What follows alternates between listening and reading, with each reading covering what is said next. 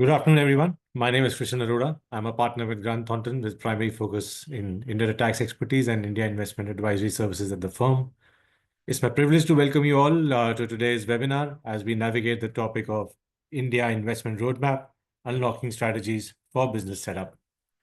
None of us have any doubt in saying that the new decade for India, as it stands out as one of the most promising destinations for global as well as domestic investors, when they look at any venture by way of a greenfield or a brownfield setup or a business proposition in India.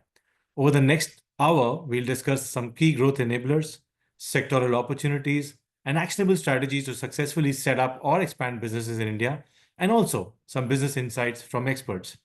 I'm delighted to have an esteemed panel of experts with me here and thought leaders of my colleagues, Mr. Rishi Shah, Partner Economic Advisory Services, leader at Grant Thornton Bharat, who will provide some macroeconomic perspectives. Saurabh Buraria, Partner in India Investment Advisory Services at GT Bharat, who will guide us on what is the incentive landscape being provided by the Government of India. And Mr. Amit K, a chartered accountant from Hyderabad, who will share some practical insights into business setup and operational compliances. We also have some senior industry leaders who will be joining us later in the session for a discussion. Mr. Lalit Ketan, Executive Director and CFO, Ramakrishna Forgings Limited, and Ms. Anuprita Mehta, Head Taxation at ArcelorMittal Nippon Steel India Limited. I welcome all of you in this session. Idea is to provide you with a clear roadmap for navigating the complexities of doing business in India while maximizing the incredible opportunities this market is offering. Can we have the slide, please?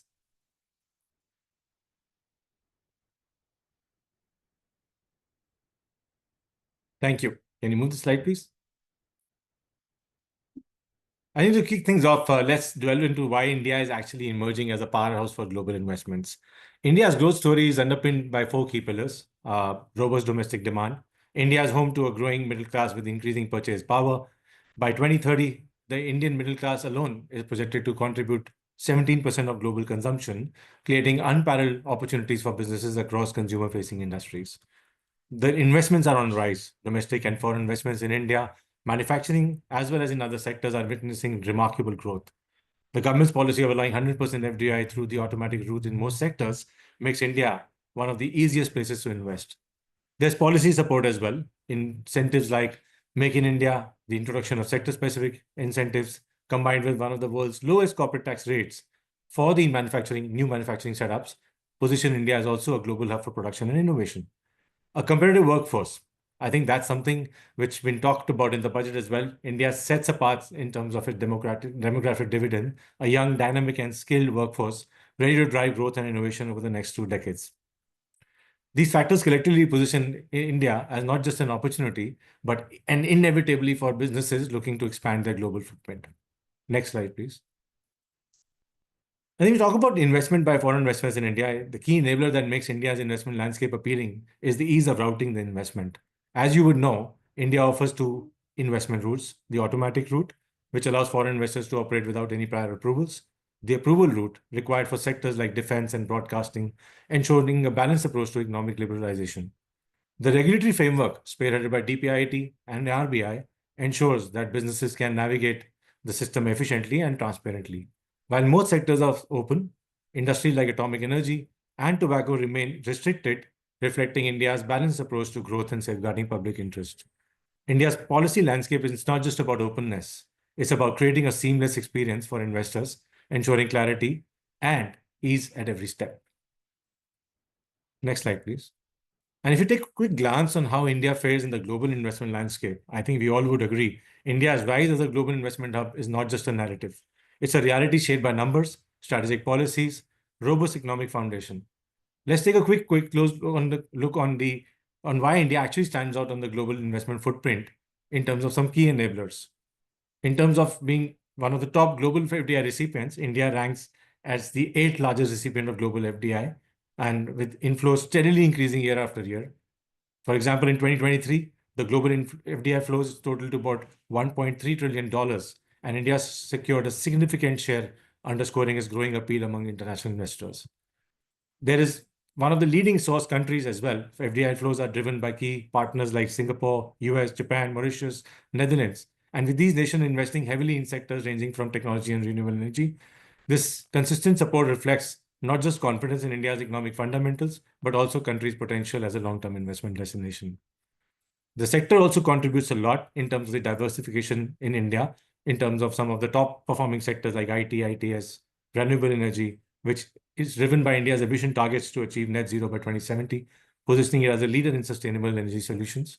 Electronic and advanced manufacturing, supported by initiatives like PLI, etc. Pharma and biotech, where India's leveraging status as the pharmacy of the world. We also have state-level leadership which has come in, and the focus of investment not just limited to one or two regions. States like Maharashtra, Karnataka, Gujarat, Delhi are leading that FDI inflows, offering unique advantages geographically as well.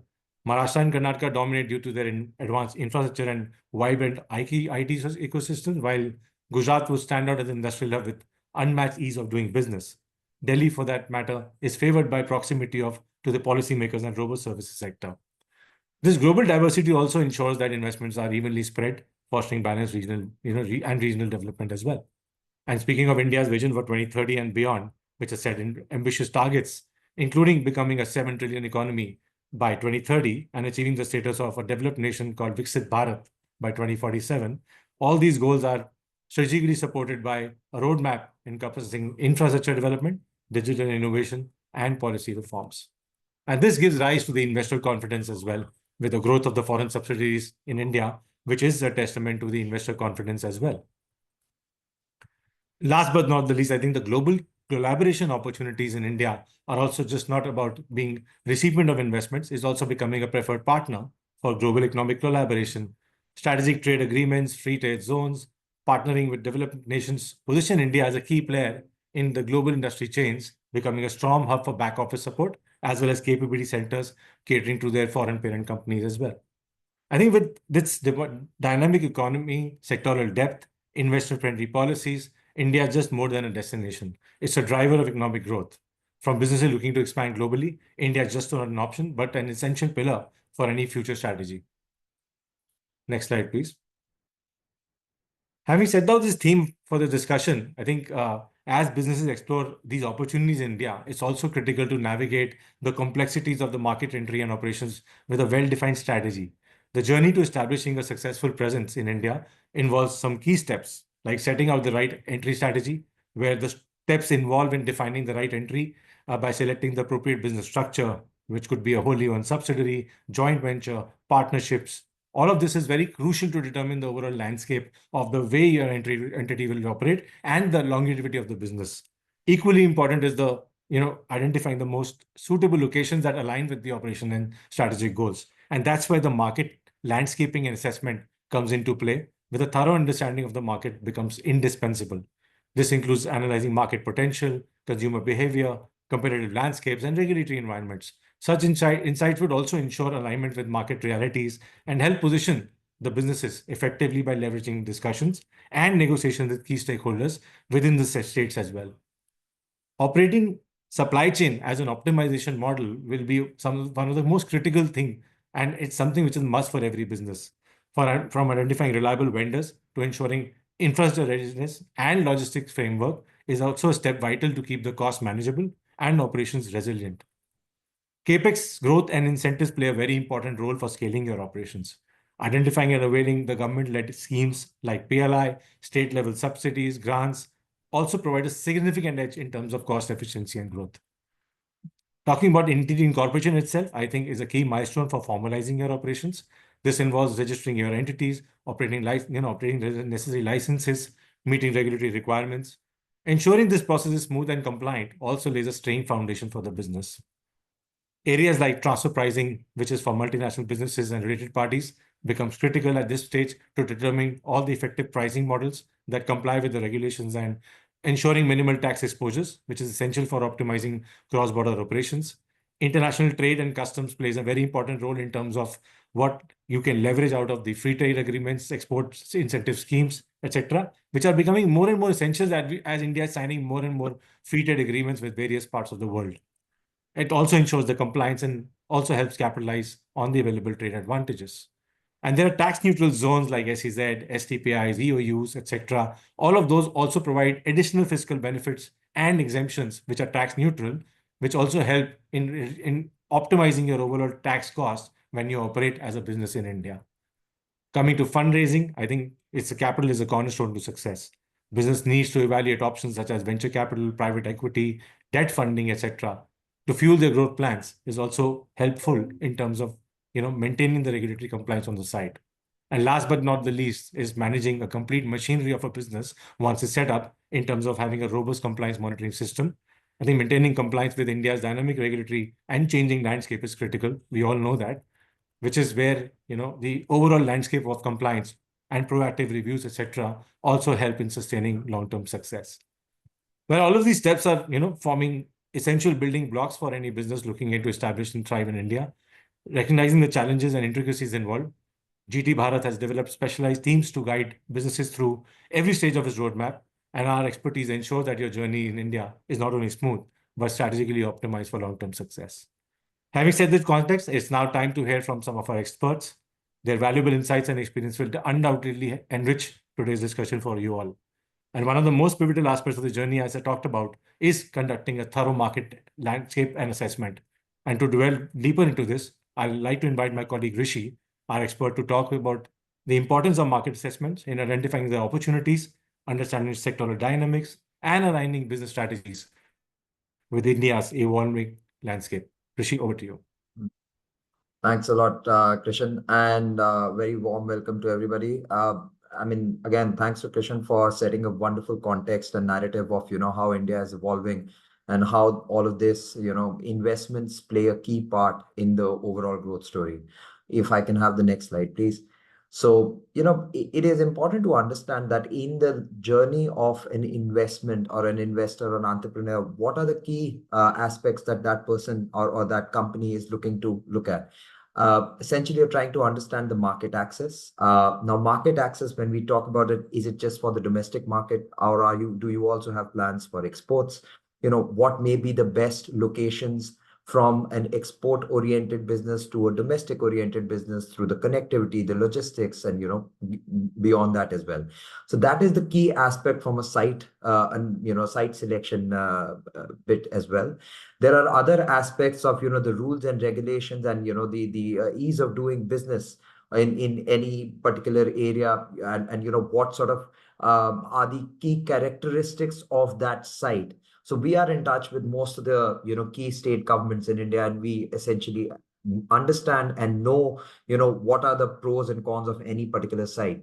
Then, of course, the raw material access. If it is a business which imports material or which utilizes material within India, where is the nearest ICD? Where are the warehousing facilities? So all of that also gets analyzed.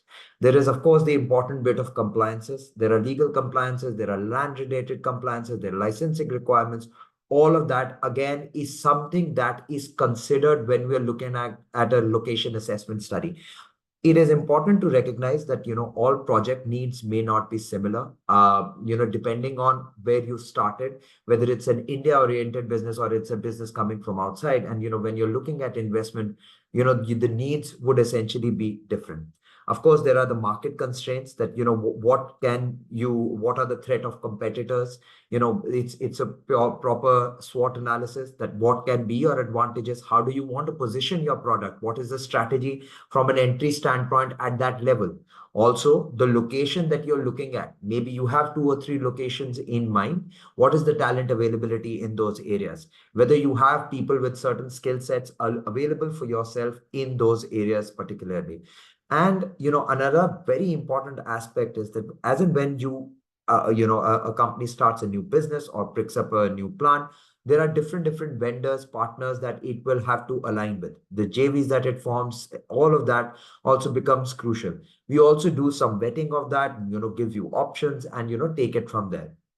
Now, having said all of this, a very important aspect when it comes to expanding business, getting into new territory, is the kind of incentives that are on offer. Now, we also help companies manage that landscape. Depending on the size of the investment, there are different incentives on offer across India, whether it's central, west, east, south, or the north. Similarly, if you're coming into a strategic sort of sector, which you know is one of the areas that the government, the state government, and the central government may be looking to push, that is something again that brings in a different flavor, and we can actually have a different kind of conversation with the policymakers, with the administration of a particular state, and see what best can be done. This is, of course, done at two levels. This is, of course, we take on the central level, aspects first, that what are the incentives available there, and then we go down at a state level, that what is it that make our business viable, more profitable for the state, and how do we develop a win-win sort of from there. Having said this, I will now hand it over to Saurabh Bararia, who will take you a little deeper into the kind of incentive landscape that we are looking at. Thanks, Rishi. I think that was really insightful, and your entire experience was summarized in terms of how market assessment is significant to identify any kind of project needs. Apart from the factors which were discussed by Rishi, it is also important to analyze, what kind of state incentives are on the anvil, and how do you map them to different sectors which are you thematically which you want to invest in, and of course which state suits you more from a specific industry perspective.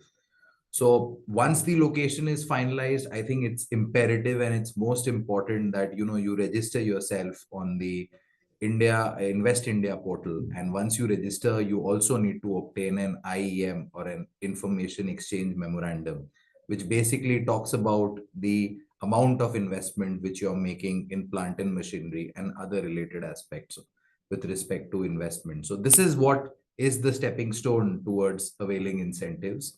Now I'll break this discussion into two parts. I'll first take you through state incentives, because that is something which drives any kind of investment or any kind of location assessment which you do. So they are not only strategic and used by state governments to simulate economic development, they also attract businesses, and the most important thing is that they create jobs. These incentives could be in various forms. It could be something like an SGST reimbursement, which is nothing but the net SGST which you have paid in cash. I'm saying net because most of the incentives are in that range. Of course, there are some which states which do offer gross also. Then there is an interest subsidy or a subvention. There is a subsidy on land and infrastructure development with certain limited benefits, QA labor costs. So it is important that you do a strategic analysis and understand what kind of subsidies are there. Of course, there are other subsidies around reduction of power tariffs, electricity duty exemptions, and promotion for renewable energy. Now, these are, typically the standard incentives which are offered. It may differ from state to state. You may sign an MOU with a state or look at customization of some of these incentives. For that, it is called a special package, which is often tailor-made to the entire incentive structure. Next slide, please. So while we've understood the role of incentives, which is very, very important from an investment attractiveness perspective, let's now take you through some of the central areas. So let me take you through a story. 2020, as part of the COVID relief package, a broader vision called Atmanirbhar Bharat came into play. That broader vision brought in its ambit the entire production linked incentive story. Now, this is very, very important because there was and there is a global manufacturing hub. There are many countries who are renowned as global manufacturing hubs. But India, to attract such kind of investments, had to go through the entire PLI story. And at that point of time in 2020, MNCs were looking to shift their base. And accordingly, India bought in the production linked incentive schemes. Of course, the benefits were many. You attracted global companies for setting up investment in India. You incentivized domestic players. You increased competitiveness for Indian products. You generated a lot more employment opportunities and reduced the entire dependency on imports. So this was important. It was like a financial package which was offered to all the companies. And PLI basically is a scheme which allows you a range bound benefit. That range bound benefit could be between 2 to 12% on the incremental sales of the products which fall under the PLI scheme. So the idea is to enhance domestic manufacturing capabilities and reduce reliance on imports. Now, this incentive range of 2 to 12% has a periodicity. It is applicable from 5 to 7 years on various kind of imports. On various kind of production which you do domestically. The budgeted outlay by the government for this PLI scheme was 1.53 lakh crores, and out of which only 20,000 crores has been used till date. So you will see that 1.53 lakh crores is the outlay and 20,000 crores is what has been reused. So there is room for massive room for companies to come invest. Some of the sectors in which PLI was announced, some of the sectors which it was renowned is IT hardware, food processing, telecom, networking, pharmaceuticals, solar goods, advanced chemistry cells. Recently, millet-based products, solar PV second scheme has also come out, and IT hardware 2.0 has also come out. But what is critical is to understand, is government putting a full stop to this? No. Government is saying we're going to come out with more PLI schemes, and these schemes will be on different sectors such as leather, footwear, pharma, textile 2.0, gaming devices. Specialty steel is coming out with another scheme. In fact, it has just been announced. Garments, handicrafts, jewelries, all of these sectors is where you will see more investment in the coming years. So I think that was the interplay between state incentives and PLI. Both are important, and you get both. PLI is a central scheme which you get for a particular product into a particular sector. And of course, state incentive is when you invest into the set. Having said that, the last part which I would want to highlight as part of this presentation is also the fact that you don't just look at schemes around this for capex growth. You also look at strategies, and these strategies come in the form of schemes under customs. So India has actually brought about a very, very promotive scheme called manufacturing and other operations in a warehouse, which is colloquially termed as MOOR. Now, MOOR scheme is a customs duty deferral scheme. This allows you to import capital goods or raw materials and don't pay customs duty at the time of import, and they are put into your warehouse or your factory, which is converted into a MOOR unit. You can manufacture, and when you sell domestically on your finished products, you need to pay GST along with the customs duty saved. Now, this is for raw materials. For capital goods, you enjoy a deferral scheme till the time the capital goods are actually cleared in the domestic tariff area. So I think wonderful scheme by the government. And the most important aspect is that there is no export obligation attached to it. Similarly, there's another scheme which we all are aware and we all know. It's called the Export Promotion Capital Goods Scheme.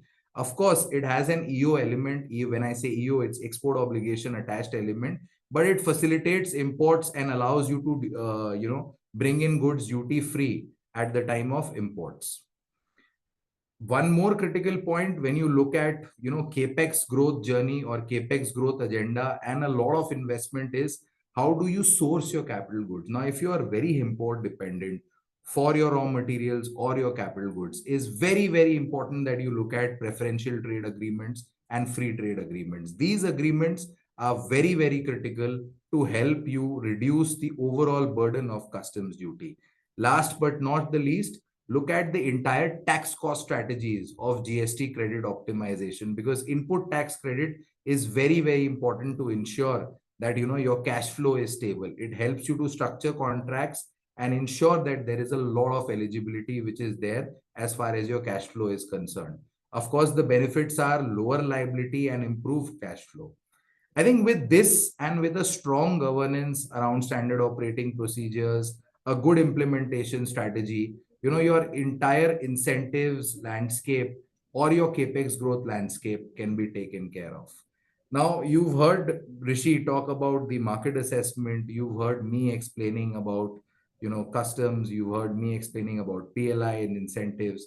But what you all will be thinking at this moment is, we want to invest, we want to come into India, it could be a company, or we want to expand domestically, what would be the challenges or what would be the risks which are there from a tax and regulatory perspective? So for this, I hand it over to Amit, who's an expert and a chartered accountant, to explain you the same. Thank you.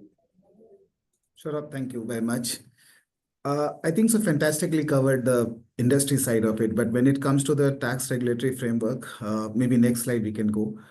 India is having multiple tax and regulatory landscaping, and therefore it is important that people look at it threadbare. What are the aspects which comes into the mind? Lots of this also depending upon whether you are starting a greenfield projects or you're starting a brownfield project, because some of these things are very, very different when it comes to greenfield versus brownfield. But having said that, as we heard in the start of the call, we have a foreign exchange kind of policy in India. We call it as FEMA policy, and it talks about a regulation whenever there's a foreign exchange coming into India, which is a foreign direct investment policy. Typically, most of the sectors are under automatic route where 100% kind of investment is possible. But there are certain sectors where there are restrictions, not only in the approval basis, but also in a sectorial basis in terms of cap. It is important for us to analyze how and to what extent this is possible. One more important comes in is what should be the form of your business in India? What is the legal entity setup we are talking about? Are we talking about a corporate structure? Are we talking about a LLP structure? Because each of these will have a separate nuances. Each of these will have a separate tax kind of policies, etc. And last but not the least, there are multiple regulations in India in terms of corporate tax, in terms of indirect taxes, customs, and so many other regulations as well. It is important that you take all the timely registrations for each of them. To sum and substance, before you steps into India, it's important to kind of look at each of these aspects. What are those applicable to you, and then appropriate steps into taking it further. This is all relating to establishment of business presence in India. But if we move further, when you get into the policy kind of discussion and strategies, first thing comes up is supply chain modeling. And a supply chain doesn't only start with procurement and sale, but it also have plethora of regulations around that. If there is an intercompany transaction, the transfer price also has to come in, the benchmarking also has to come in, and therefore pricing mechanism has to be set in properly. And last but not the least is whenever a foreign company wants to set up in India, there would be some mechanism in terms of how the dividend repatriation will happen or how the royalty and management fee repatriation will happen. This is also important, keeping in mind the local GSTs as well as the tax treaty benefit on the withholding taxes. Now, since there are regulations around it, there is equal compliance requirement also. Each of these regulations will have a periodical compliances. One needs to understand when these compliances are due and undertake all the appropriate mechanism to do all these compliances within the timeline. The compliances require a plethora of reportings, and therefore your ERP systems, your backend support systems should be very, very robust, so that appropriate data can go into all these filings requirement and proper reporting happens. If you don't get into the proper reporting, tomorrow you can be challenged by the authority, and those were the times where people start looking at the data reconciliation and which become very, very difficult to manage at times. If we move further, just come to the second slide. There are quite a few incentives, or I would say initiatives government have done in terms of redressal of this litigation. As I mentioned, if the compliances are not done properly, it could lead into some sort of an inquiry or litigation from the authorities. The authorities periodically comes with some sort of an amnesty scheme to do that. Again, in our practical experience, sometimes a small disclosures issue in the returns create a huge litigation. One of them could be inaccurate this HSN classification or a kind of SAC. Some of these creates unnecessary and more of an effective tax rate becoming increasing to them. We have heard about government incentives. These are important when you do a location-based studies, because some of these incentives could be very, very important for business to shape up in the starting period of gestation period. We have heard about PLI scheme. Apart from that, there are special economic zones, there are tax holidays at state level, at custom duty level, which one should look at it before we do that. And if I come towards the end of it, it's all about monitoring your regular updates. All these regulations keeps coming up with some sort of an updates. It's very, very important to monitor what is applicable on a particular business. If you ask me, there are regulations, there are complications, but there are not much complexities. And therefore, it is if you take your grounds properly up, understand what are the regulations requirement, undertake all the necessary compliances within the time, it's more of a business as usual after a certain period of time. Yes, when you put up a strategy, when you put up any sort of initial plan, it is important to do a comprehensive analysis to look at each of them properly being done, properly being strategized, and then it become a business as usual. That's how the country law has been done, and we have been seeing people have been following up without any kind of intervention. So that's more or less on the tax and regulatory landscape when it comes to business investment in India. I'll hand it over back to Kishan to kind of take further leads on it. Thank you. Thank you, Amit, for providing such valuable insights into the regulatory aspects that businesses need to navigate while setting up business in India. I think over the past 30 minutes, we've covered some critical elements from the market outlook, the entry strategies to CapEx planning, and regulatory frameworks that together form the foundation for a successful investment, I would say, as a journey in India. But as they say, the true power of knowledge lies in live experiences. It's now time to hear from our esteemed panelists, the industry leaders who have joined us at the forefront of driving that growth and innovation in their respective industries. I think the real-world perspectives will help us dive deeper into the India's dynamic investment landscape and exploring, opportunities and challenges, making them into actually opportunities, and some actionable takeaways for businesses like yours. I'm truly excited to introduce our industry speakers who are joining us now into this discussion. Mr. Lalit Khetan, he's a whole-time director and CFO at Ramakrishna Forgings Limited and brings with him over 30 years of expertise in finance, accounting, compliance, auditing, and commercial operations. And I think this list could keep going on as I speak. He's a chartered accountant and cost accountant, and for the last 2 decades, he's held the CFO roles in some of the leading EPC and manufacturing companies. At RKFL, Lalit has been instrumental in driving strategic financial initiative as well, including some recent acquisitions. We'll talk about them, Lalit, to you. And also with Lalit, we have Ms. Anuprita Mehta. Anuprita is a seasoned tax professional with over 25 years of experience. She leads the tax function at ArcelorMittal Nippon Steel India Limited, where she handles everything from direct tax to indirect tax to transfer pricing, international tax, M&A, and even state investment incentives, etc. Her career has taken across, her to Mumbai and New York, giving her a truly global perspective. Beyond her corporate role, she's also deeply involved with NASSCOM and CII, where she's actively engaging with policymakers on some important tax and investment issues. Anuprita is also a chartered accountant and a certified public accountant in USA, and also holds a Bachelor at Laws degree. Thank you, both of you, for making time to join us, Lalit and Anuprita. And with that, I think I'll quickly bounce to ask my first question to Anuprita. ANMS, as a group, Anuprita was like one of the last global players to tap into Indian market. But within a short span of their entry, I think AMNS now has a significant presence in the steel and port industry, competing with large players. Despite not having the first mover advantage, how AMS managed to overcome this entry barrier and became one of the giants they are today is something I would like you to speak on. Thanks. Sure. Thanks, Christian and GT, for having me over. Good afternoon, everybody. So ArcelorMittal Nippon Steel India, it is a joint venture company formed by ArcelorMittal and Nippon Steel Group, who are the leading steel manufacturers in the world. And they were obviously, as global players, wanted to make a presence in India to participate in the India growth story. And they were scouting for right opportunities almost for a decade. So there was a time when, our Indian bankruptcy code was promulgated and there were companies up for sale under the IBC process. And SR Steel was also put up for sale in this IBC regime.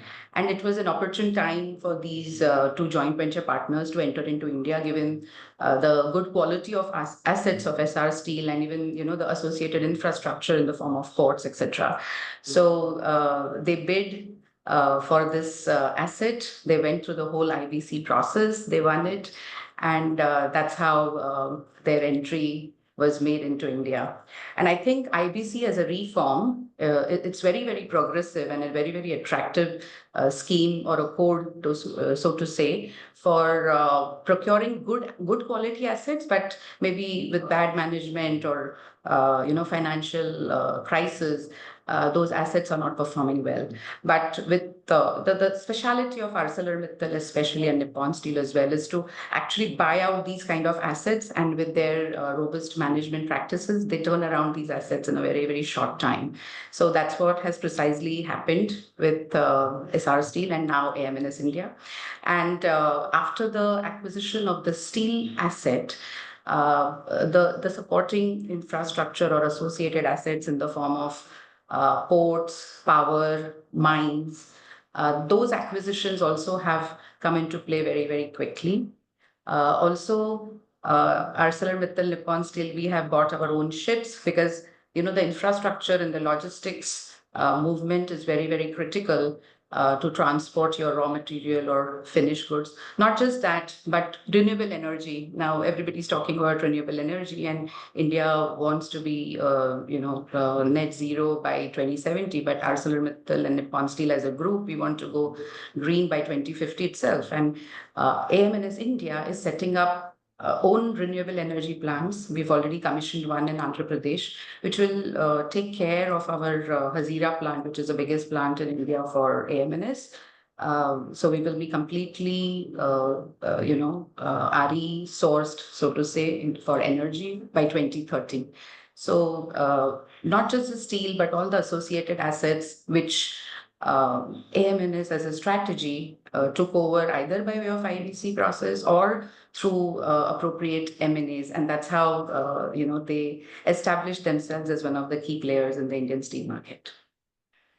Well, thanks, Anurita. That's very interesting. And when you talked about how you integrated and are looking at more and more these acquisitions, including the stressed assets base, which you actually looked at, I think from the strategy standpoint, what you just mentioned is very, very important. I would just want to ask you one question here. Did the enablers in terms of the regulatory framework in India and how the law is operating today also help you in terms of, or there was complexities which you had to navigate through? Yeah. So as far as IBC is concerned, it's an excellent code because it gives the new buyer an opportunity to start on a clean slate. So the law is very clear that if the financial or operational creditors have not made a claim during the whole resolution process, and once the resolution plan is approved by the adjudicating authorities, then no fresh claims can be made. So this gives a very good comfort to the new buyer who's putting in so much money to make this acquisition, that yes, they will be not saddled with the past liabilities. So taking advantage of this IBC code, AMNS not only acquired SR Steel, but also a couple of other companies, Uttam Galva Steels, Indian Steel Corporation. So these were really good assets in the downstream space, the value-added steel. And having tasted the success of SR Steel's acquisition under IBC, then the strategy was to acquire more assets under IBC and then turn them around very quickly. And that has really helped. So IBC as a framework is very good.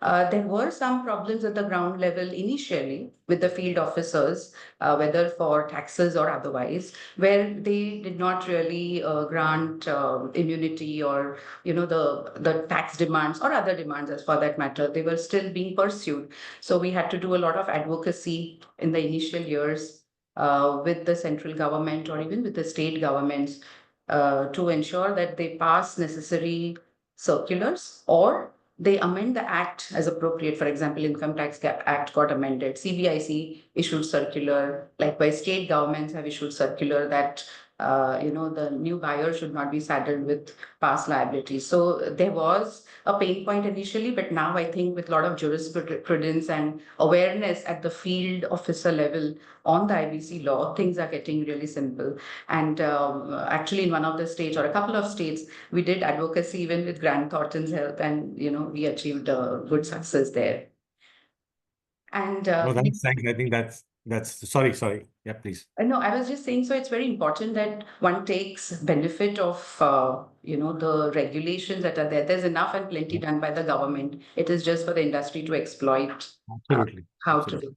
Yeah. I think well summarized, Anurpita. You actually touched upon the right, narrative in terms of just not looking at the strategies from a acquisition standpoint or, creating the base, how you looked at it as a business, but also the, how you navigated the whole regulatory landscape around it. And that's exactly what Amit was talking about, navigating the industry line, the overall landscape in terms of the way you are operating as a business and how you are actually growing is also very important. I'll hold you for a question. Come back to you on one point, which I'll talk about incentives as you organically grow. But I'll bring in Lalit ji in this conversation at this stage. And RKFL, Lalit ji has been one of the leading manufacturers and suppliers of forged, machine, and fabricated products and caters to diverse sectors like auto, railways, farm equipment, mining, construction, and a lot more. I think last 15 years, the growth journey has been phenomenal in terms of both expansion and revenues.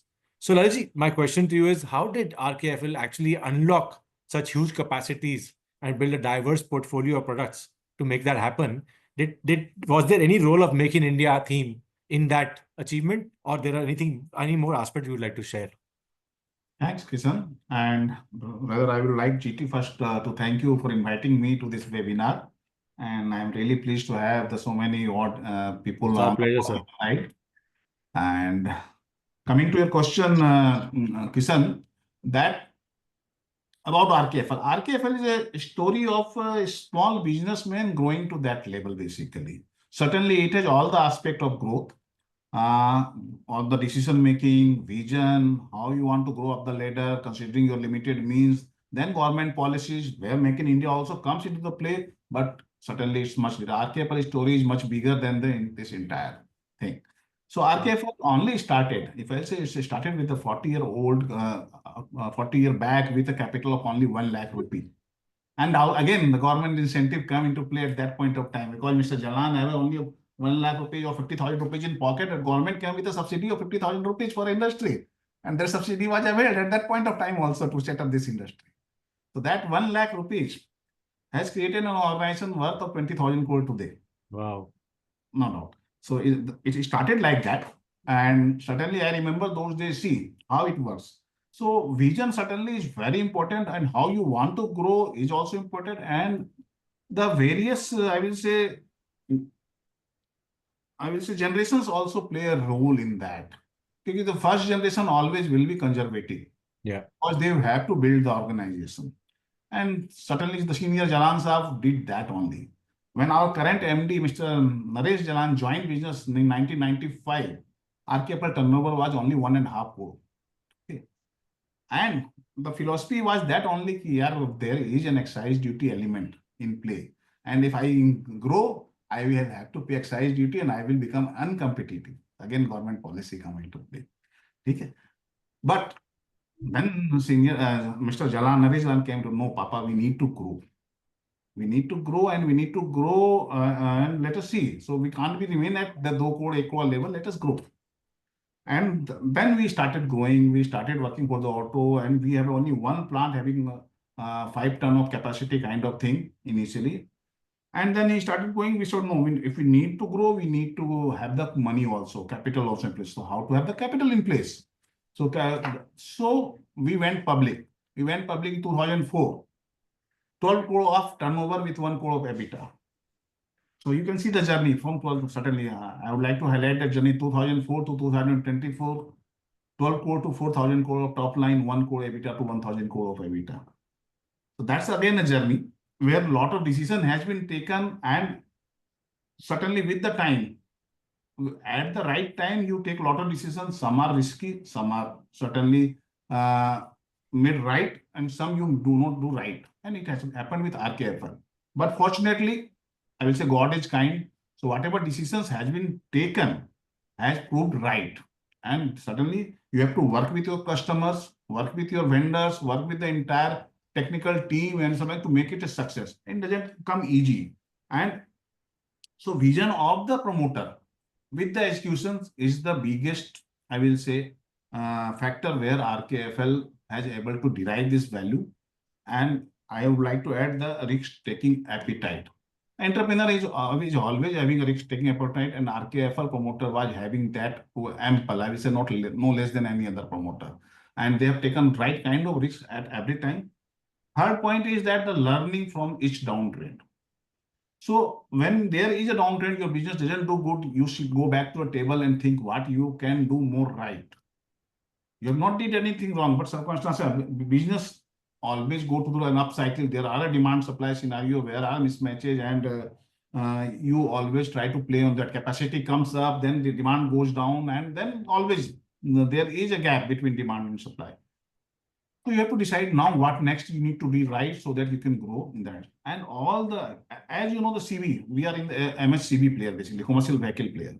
So it's a cyclical industry. Every 3 to 4 years, there is a downtrend, 1 or 2 years. And again, that time you have to take decisions, what you have to do.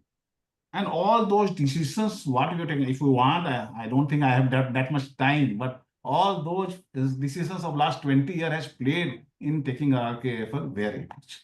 So that I would like to say, that's the phenomenal journey of the decision making and taking decision at the right time and right kind of decision. Certainly government policies and government incentives comes into play. You do enjoy the advantage of that, but making it right in terms of execution and understanding your business rightly, from there our RKFL have been able to unlock this kind of things. No, I think a great point, Lalajji, in terms of saying that the vision from where it started and where it's reached, I think it's a phenomenal journey. And you said that the right decisions made in the right time, coupled with all the, I think the risk-taking appetite, I think is what you talked about, is what we heard, is also something which was also important in this, in this journey. While you may have had investments and you talked about it, that something can go right or wrong, but I think you have to go with the flow and you have to look at it, and you actually have to deep dive into things when you actually look at it. And from that, I also know that, while you expanded by setting up greenfield operations, but in the last 2-3 years, there was also strategy to look at M&A route to expand that. So from that perspective, what would be your advice from your experience on structuring deals and investments to actually mitigate the risks while maximizing the returns? Certainly, thanks, Kishan. So where we look at, how we look at M&A and how one should look at M&A, that's very important. So one should first stick to their core area and strength. I think one should look at the work you know. That's the philosophy we work at RKFL. We don't want to go into the unwarranted area, the area or business we don't know. Because why to put a money where you don't know the business? The first thing, yes, we are an auto player, we are a forging player. Let us look at the business in that area or a little bit ancillary in that area. Then you have to look at the scalability. So what is the potential? So suppose you are looking, certainly valuations has to be right. And people really look at multiple and other things, but certainly multiple, I will say, are not a right way to look at the current earning multiple. I will say you have to look at the potential of earning and the improvement in the potential of earning, because you are going to give 10x of EBITDA or 8x of EBITDA. Like, what's the point giving 10 times of the earning already today sitting in your office? And you are working hard for making that money in 10 years. So can you make this earning today one time 1x to 4x कर सकते हैं next 3 years में or 4 years में? What kind of potential is and what kind of scalability and how it will come, how it can be achieved? Certainly there are a lot of things you can have to look at. Certainly the product you are into, that market it has to add, customers it has, what kind of cross synergy it can have your existing business, and you have to even look at the benefit your existing business can derive through that M&A. That also have a value to be given. Right. So all these has to very carefully examine when you look at the M&A activity. Then certainly, yes, the tax side comes also into the play. When you acquire, so on the cost side, you have to look at the benefits. Various benefits now on the offer, like Anupita was adding on the IBC side. Lot of things, because you have whitewash clause available and you can whitewash all the liabilities on the tax side also, including the creditor side. So that helps. And you can have the carry forward tax benefit also, carry forward tax advantage, because the units are making losses. But you have to structure the transaction right also to avail those tax benefit. You have to look at the stamp duty, you have to look at the equity structure. All this needs to be carefully examined to make it an efficient transaction.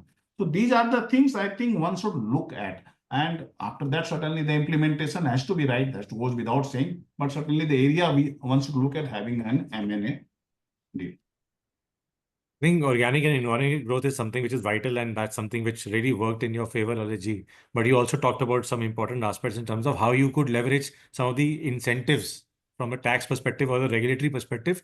Also, I think from the state perspective, when you actually selected Tamil Nadu as a favorable investment destination, a lot of thought process went into that. How did schemes like Mover, etc., leverage the overall project cost? And I know that's something which is recent, but what is it that really helped you in terms of getting that success and thinking about it? Yes, sure. So coming to Tamil Nadu, we have set up the plant. We are setting up the plant for manufacture of forged wheel, which is again under Atmanirbhar Bharat Make in India initiative of this government, and that's a great initiative. And for coming to Tamil Nadu, we evaluated 3-4 states. So certainly Tamil Nadu was in contention, Odisha was in contention, UP was in contention, and we meet Ministry of all the states, examine the proposition they were giving on the subsidy side, on the whether it is GST or capital subsidy or on the land, power, everything we look to that, and then we choose the Tamil Nadu, and there we got a quite a handsome subsidy negotiated with the government. Nearness to port also has helped, and government gave us a land at a very cheap rate. So all these work in favor of taking the decision in Tamil Nadu, and Tamil Nadu has a history also of paying the incentives or capital subsidy committed. That goes also with Tamil Nadu. That may not be true in all the states. So you have to look at those history with the state also. So all these work in that favor. Coming certainly with this state coming to this project only, we examined the mover scheme, and I thank GT only for this, because GT suggested me, yes, we should look at this project for the mover, and certainly we started with the mover on the project entire import, and get some duty concession on the import also, by way of having reduction on the 10% to 7.5% also getting it done under project import. So with that, this started, and there was a little bit of confusion on the GST subsidy also, sorry, IGST subsidy also, because that will be available or not. But in the end, we ended up getting both IGST and custom duty benefit under mover. And that has helped us to reduce the project cost significantly. That almost takes care of 20% of the project cost. So that's a significant amount. And that helps in terms of interest and promoter equity both, and really helpful. And I say these kind of schemes are needs to be promoted, and even government, like this is Make in India, and other government should look at the PLI also, to come at PLI and have incentivize the industries where these Make in India and Atmanirbhar Bharat are being promoted. And even we should look at the something like that tax benefit in terms of income tax, which we were having earlier, that or a new manufacturing unit, we can pay a 15% tax, and those should be extended to these kind of units rather. And I'm hearing something going on, maybe in this budget, we may hear something on this also. So that will be great. So certainly all these has helped us, and certainly these initiatives are good for India and for the Make in India initiative. And this is going to help country in a big way. That's on my side on this. Oh, great. Thank you, Lalaji. I think that was wonderful to know. And I think I can't agree more with the fact that, in the states as well as the center has so much to offer. I think it's a package you need to design and think through and strategize, while states are very welcoming, and you had a choice of states out of which you actually ended up choosing Tamil Nadu from the facets of, ease of compliance, getting the benefits, and, how welcoming they were in terms of you setting up a new greenfield project there. So I think what I hear from you is strategy in linked to investment, taking the right risk at the right time, and also looking at how you can leverage various regulations to actually seek benefits which can help your businesses optimize your overall working capital, and the overall costs also help in terms of the bottom line as well as top line growth. That's what you would say. Thank you, Lalji. I think I knew that you had a board meeting to attend, and you took out time specially for this discussion. Thank you so much for joining us here, and really, really grateful to you on this point. Thank you, Kishan, and thank you everyone. And I would like again thank you to have hosting this webinar, and I will think everybody get benefited by having this kind of interaction. Keep on doing that. I will be love to join such webinars in future. Thanks, all. We'll keep bothering you with this, Lalji. Thank you so much. Thank you, everyone. Thank you. Thank you. Anurita, I'm back to you because I just heard Lalitji talk about incentives, and I also know that for ANMS also there has been an experience which is similar. So what is that strategy in optimizing the investment by seeking state benefits or benefits under PLI? How was your experience, or how was your experience with the government? Yeah. So now, having made the entry in the Indian steel market, right, we want to also grow exponentially now. Obviously, to be a part of Make in India or Viksit Bharat by 2047, import substitution, all of that. Today we are in Hazira 8.6 MTPA, and by 2035 we want to be 40 MTPA. Pan India, wherever we find right opportunities to set up an ISP or any other brownfield project. So first we have started with Hazira, where we already have a presence.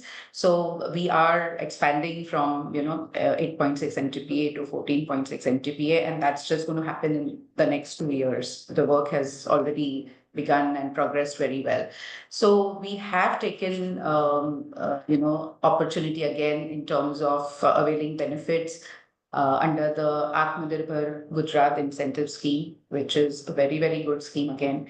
We've had close deliberations with the government in terms of how best we should tap this opportunity.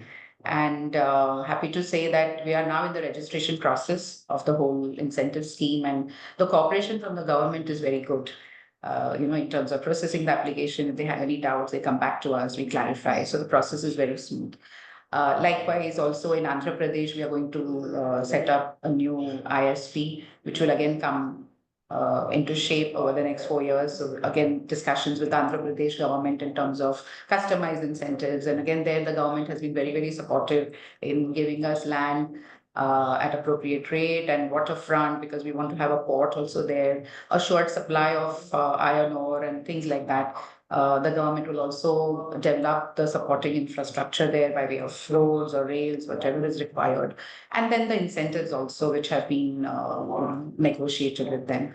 Likewise, in Orissa also we will come up. So, together it will be almost 5 times the current capacity that we would come up with by 2035. To again optimize our operations, we take help of EPCG scheme, where you don't have to pay customs duty. Of course, there is an export obligation to be fulfilled. The free trade agreements that India has with many countries, so we ensure that we tap the right vendors so that we can take benefit of FTAs. Likewise, the PLI scheme for steel sector, which has been announced by the government. So these are the various incentives which the government is offering, and I think it's important for all the industry players to tap that opportunity and make the best of it. And that's how we are progressing in that direction. Right. And I think, like you said very rightly, that getting the benefits in terms of looking at the states, looking at your own business first, and obviously choice of state, choice of market assessment, which you have already done, strategizing that. What really works now is that government is not looking at granting upfront exemptions. It's actually asking the industries to put in the skin in the game in terms of also making that investment, showing what they are actually worth of, and also taking back what they are promised to. And that promise is also something you talked about and Lalalji also said that government is also very keenly doing that, and also whatever they're committing, they're giving it back. So I think that's a positive sign in terms of how India has actually emerged as a preferred destination, also from the perspective that government has opened up to these discussions and commitment. And even states, for that matter, I can say easily that they're competing against each other in terms of attracting that investment as well. Right. And not just in the manufacturing space, that all these incentives, which are provided by the government, but from a service perspective also, service sector perspective also. For example, Gift City, it's an excellent example of, how government is trying to make, again, GIFT City a financial hub of India, akin to Singapore or Dubai. So even there now, AMNS, we have set up our treasury center so that we can bring in treasury operations which were done overseas earlier for the group, of course. We want to do those from India. So these are the again incentives which GIFT City, by way of tax holiday or GST exemptions, customs duty exemptions. So we have tapped that as well into our whole investment or growth strategy. With your expertise, Anurita, and your experience, we can't agree more that we have lots to learn from you as well in the way you actually, as the tax head of for such a large company, have actually looked at and navigated through these opportunities, and a lot of things which we also have seen from you and what you've learned. You won awards on this, so I think kudos to you from that perspective, and we keep up that good work, and that's what we would always we really value a relationship with the ANMS from that perspective and whatever opportunities we work on. But thank you also for sharing your insights so transparently and openly and in such a positive manner. Thanks. It's all mutual, Christian. We Thanks. also love to work with you. And I'm really delighted that this initiative of Grant Thornton, right, in terms of this India investment roadmap, I'm sure you will help many more industries in defining their strategies, entry strategies into India, and picking up the right state, right incentives, and the whole structuring piece. So all the best to you as well Thank for you. this great initiative. Thank you so much, Anusha. Thank you so much. I think on this point, when we're talking about incentives, I'll bring back Saurabh into this, because you talked about leveraging the state capital subsidies and PLI, and you heard Lalit ji and Anurita really focus on how important that strategy was. And I think between you and Rishi, you heard the experts in terms of what we have seen together. So leveraging these schemes, and you talked about the landscape. Can you highlight any, the benefits, the funding benefits and the ROI qua the grants in form of capital subsidy and PLIs? So thanks, Christian. I think I'll take this two parts. You said funding benefits and you said ROIs. So I'll start with the funding benefits part. And if you look at capital subsidies per se, you will look at reduction of initial costs. I think that's the first and upfront benefit, because when you get a capital subsidy upfront, the investment required for setting up gets reduced, or the investment required for expanding operations becomes more financially feasible. So I think reduction of initial outlay cost is the funding benefit from a capital subsidy side. Of course, there's cash flow improvement because there is a direct financial support involved there. The subsidies improve cash flow. They allow business to look at allocation of resources more efficiently. And of course, there is enhanced competitiveness. Subsidies help companies to invest in advanced technologies. Now, when I say advanced technologies, you may look at R&D centers, etc., which will have an edge over other players in the market. So that is from a capital subsidy standpoint, funding benefit. PLI also has its funding benefits in the form of, because these are performance-based incentives. So companies receive special packages on incremental sales. So when you get an incentive on your incremental sale, you're actually encouraged to go for a higher production. So I remember Lalitji saying, excise duty 1.5 crores. The more you improve, the higher you will pay excise duty. But that's the thing of the past, right? Now, the more incremental production, the more performance-based incentives, the more you get in the form of enhanced funding. And as far as ROI is concerned, I think capital subsidies bring in a faster break-even because they lower your initial costs and they improve cash flow. They accelerate the timelines for generating, positive returns and getting you to a break-even faster. They support expansion. I think that's also very, very critical because it's applicable to both greenfield and brownfield projects. So for brownfield projects, also expansion is very, very important. You need to upgrade your existing operations. You need to enter new markets, enhance your production capacities. So I think that helps businesses to achieve higher revenues and better ROIs. And PLI scheme also lead to increased revenue and market share, which somewhere, helps in a better ROI. So I think these are the two broad areas, from a capital subsidy and PLI perspective for funding and for ROI benefits.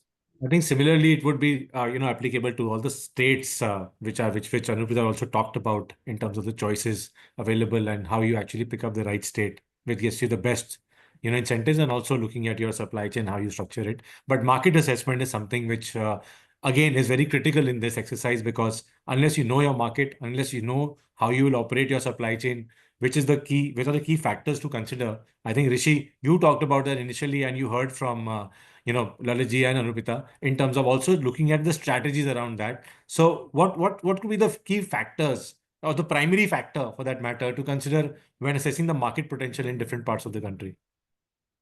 So thanks a lot, Krishan, for bringing that question to the fore. See, when you're looking at what are the key factors, so the location that you're situated in, like I said, that are you really producing for the domestic market? That has to be the key question. Or are you really looking at domestic plus exports? Depending on that, there are different zones. I mean, there are corporations across India who will actually support particular companies who are looking in for export-oriented businesses. They have their setups created in such a way which are nearer to ports, which have the facilities that will actually help you in export-related areas.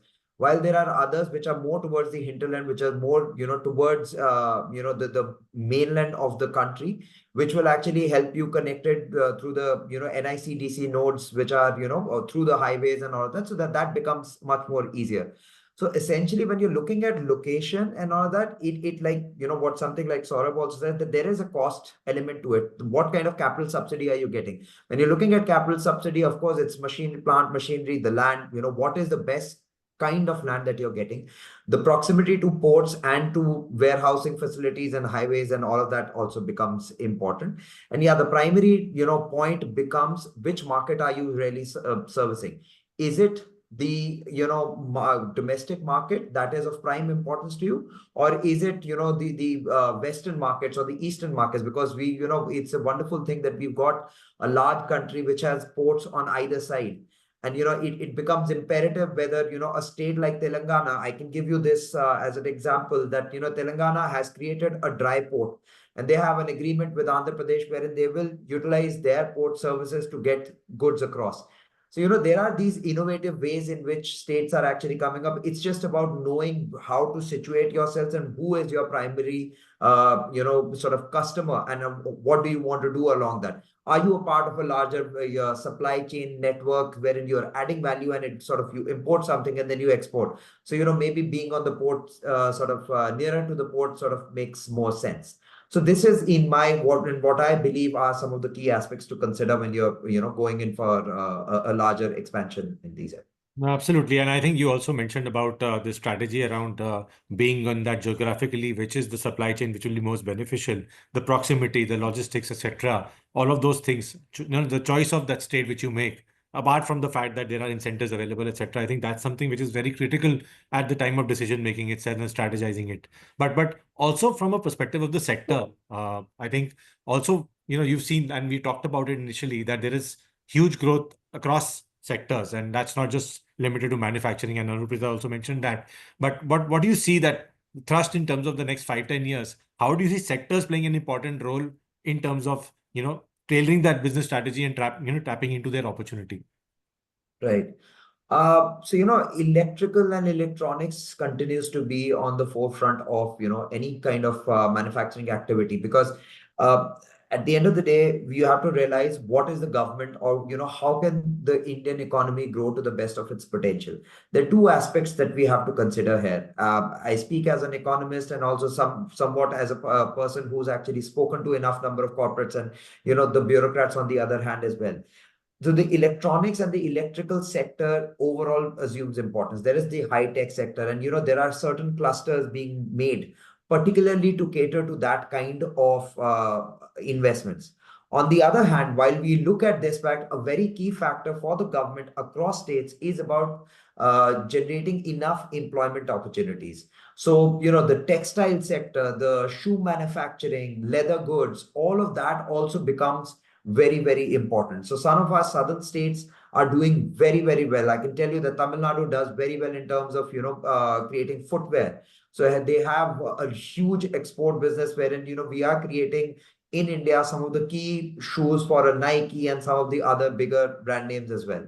So, it is employment generation, and you're also looking at the high tech sector. So that is, the mix that the government always looks for. Having said that, there are dedicated clusters. So towards Punjab, you will see sports related, goods and equipment being created. So by manufacturing of bicycles, all of that becomes, more located towards those. And those creation of these ecosystems, these smaller clusters actually helps, because the other aspect that, comes to the fore is that you have the right kind of talent also residing in and around those areas. So that becomes easier. The vendor availability concern gets taken care of. So yeah, like I said, that these are some of the areas that are I'm sure will grow very well in the next 5 to 10 years. Right, Rishi, and I think that's what you said, that from a sectoral standpoint, also the strategy also has to be aligned, because while choice of state is one thing, the geographies matter, incentives are available, but how your sector is placed, how that skill is available, how the raw material sourcing is available, also is something which you make your choices on, and that's what also is important as you actually source or decide your greenfield or brownfield project. Thanks, Rishi, for that.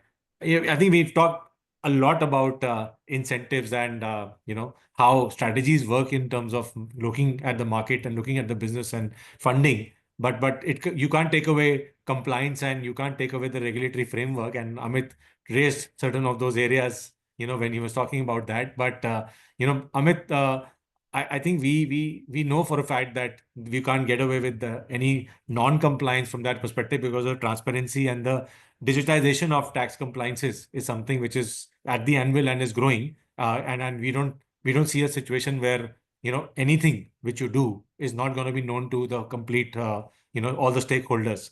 But when you look at navigating compliance, any quick challenges which companies frequently face while establishing the operations, or where could they go wrong in terms of making the foreign investment? If you ask me, this has to be planned from the day one. What we have seen is when you get into the first rupee into the country or the first dollar into the country, if you don't do appropriate filings at that point of time, tomorrow return on investment, which goes as a part of dividend, becomes an issue. We keep hearing that dividend is not freely repatriable in India. No, it is freely repatriable, provided you do appropriate filings at the time of coming in.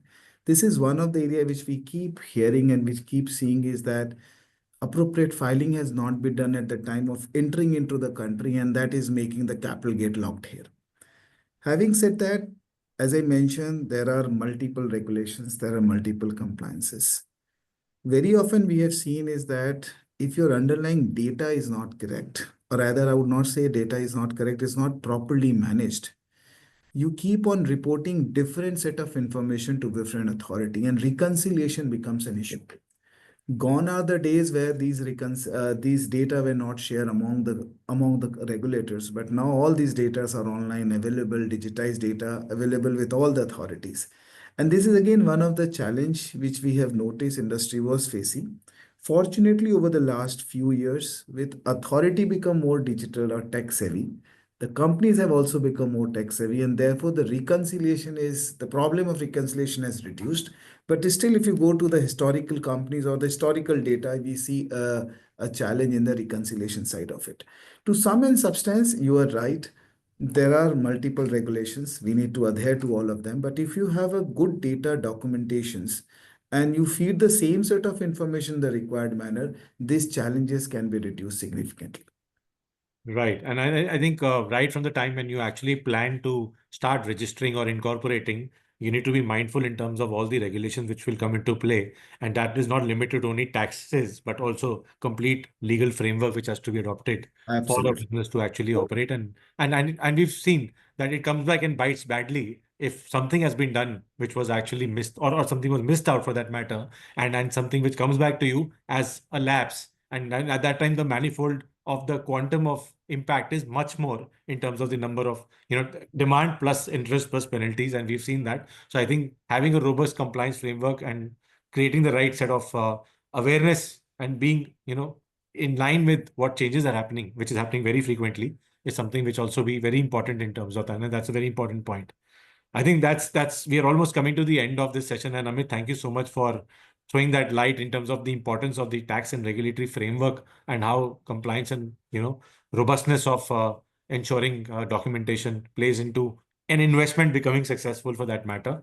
And I think all the speakers laid important aspects of facets of how investment is looked at, strategies are looked at, and how you can actually work with the various regulations to extract the maximum benefits, provided you have the right robust compliance framework and knowledge of the regulatory requirements alongside to actually continue to operate from a hassle-free from that matter. But thank you everyone, ladies and gentlemen, for joining us in this first set of series of webinars which we plan to do in terms of investment strategies, etc. We'll cover more of these in future. So thank you for joining that. And just before I close, we have a platform of GT Mitra. I think that's a centralized platform which is on the chat box, which has a lot of knowledge and all of information which is there for people who are looking at understanding the Indian tax and regulatory requirements, or looking at certain of the facets from a information standpoint and repository standpoint. It's available. You can access it. There's a link provided here. It's also available on our website. So please access that. We've also had a scan to look at our India investment offerings here. If you have time, please go through it and come back to us with any queries on our mailboxes. Thank you very much, everyone, and look forward to interacting more in future. Have a good evening. Thank you, everyone. Thank you. Thank you.